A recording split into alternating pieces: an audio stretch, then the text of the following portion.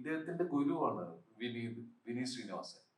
ഈ വിനീത് പോലും ഞാൻ എന്താ ചെയ്യേണ്ടത് ചോദിച്ചപ്പോ എന്ന് പറയുന്ന ഒരു സാധനം ഉണ്ടല്ലോ.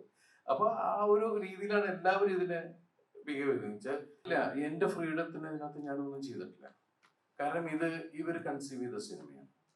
കഥാപാത്രത്തിന്റെ ഫ്രീഡം അല്ല, അതാ ഞാൻ പറഞ്ഞത്. ഈ കഥാപാത്രം എന്ത് ചെയ്യുമ്പോഴും ഞാൻ ഇവരോട് ചോദിക്കുന്നത്, ഞാൻ ശരിയാണോ ചെയ്യുന്നത്, ഇതിങ്ങനെ മതിയോ, ഇത് ഇത്രത്തോളം മതിയോ എന്ന് ഇവർ ഓക്കെ പറയുന്ന ആ രീതിക്ക് തന്നെ ഞാൻ പോയിട്ടുള്ളത്. മനസ്സിലായില്ലേ?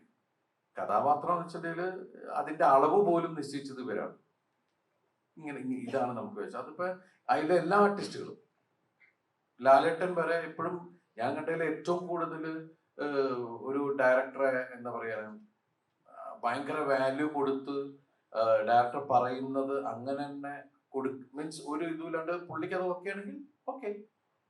അത് പുള്ളിക്ക് ഇഷ്ടമാണോ ഇല്ലേ എന്നുള്ളതല്ല, ആ ഡയറക്ടർ എന്താ ആഗ്രഹിക്കുന്നു അത് കൊടുക്കുന്നു. നമ്മൾ ചിലപ്പോൾ ആർഗ്യുമെന്റിലെങ്കിലും പോകും, അല്ല അത് കുഴപ്പമാവണില്ലേ, അത് ഇതാവണില്ലേ എന്ന് ചോദിക്കുന്ന ലാലേട്ടൻ 1-2 തവണ പറയും. അത് കഴിഞ്ഞാൽ ലാലേട്ടൻ അത് വിടും. ശരി, അദ്ദേഹത്തിന് അതാണ് ആവശ്യം, കൊടുത്തേക്കാം. നമ്മൾ പിന്നെ ആർഗ്യുന്നത് വാങ്ങിച്ച് നമുക്ക് ചോദിക്കാതെ നമ്മുടെ രീതിക്ക് ആക്കാൻ രീതിക്കല്ല, നമ്മൾ പറഞ്ഞത് അത് വേണ്ടേ എന്ന് പറയുന്ന സ്ഥലത്തേക്ക് ചിലപ്പോൾ. പക്ഷെ ഈ സിനിമയിൽ എല്ലാവരും ഇവർ ഉണ്ടാക്കിയ, ഇവർ കണ്ട സിനിമയിലേക്കാണ് നമ്മളെല്ലാം. ഇവൻ ഞാൻ അത്ഭുതപ്പെട്ടത്,